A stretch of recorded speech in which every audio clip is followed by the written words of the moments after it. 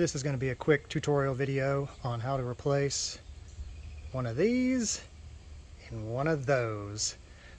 Tools needed, it's pretty simple. Let me walk over. This is all I used. We've got 1/2 inch with a 27mm swivel.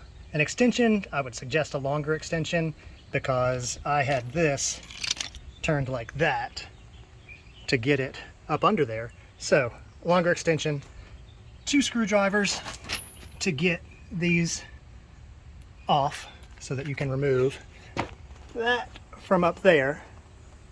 Let me zoom out. That comes down.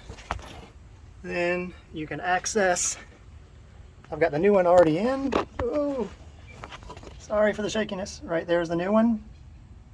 That plug was super easy to remove. You just push on the tab, yank a little bit, it comes out, and then it's just spin the old one off, throw the new one in, plug it back in, reassemble.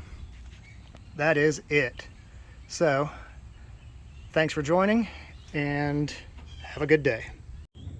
When you only have one extension and a swivel and a deep well 27 to get that rear knock sensor out,